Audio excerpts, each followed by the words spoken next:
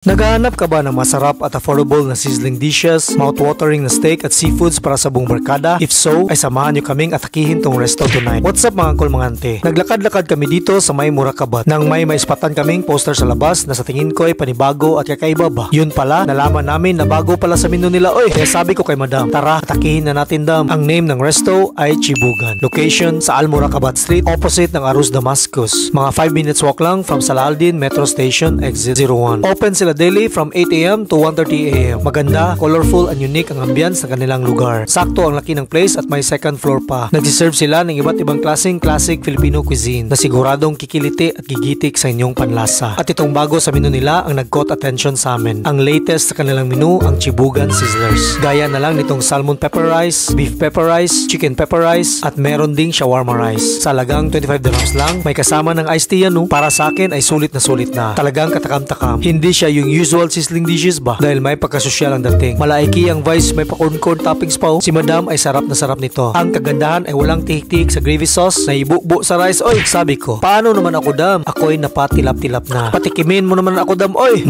Ang lami ng shawarma rice. At huwag din natin kalimutan itong bago at affordable na grilled salmon steak at beef sirloin steak. Sa halagang 29 dirhams lang, makakatikim ka na ng salmon at beef steak na tutyal, no? Pero hindi nakakabutas ng bulsa. Pero wala tong iced tea, ha? Hindi to bago, pero nag-order din kami ng seafood platter na may butterfly shrimp, prawns, calamares, tahong at crab sticks. Good for 3 to 4 persons, pwede na magkumbati nito. Ang nagdala ng bida dito ay ang gravy sauce na nagustuhan namin. Ayos ang pagkatimpla, creamy at hindi siya maalat. Pinaka nagustuhan namin ang salmon pepper at shawarma rice na may mix of sweet and saltiness. Though for me, I need ng konting lambot pa ang sirloin steak. Pero taste-wise, the beef flavor with the gravy is so good.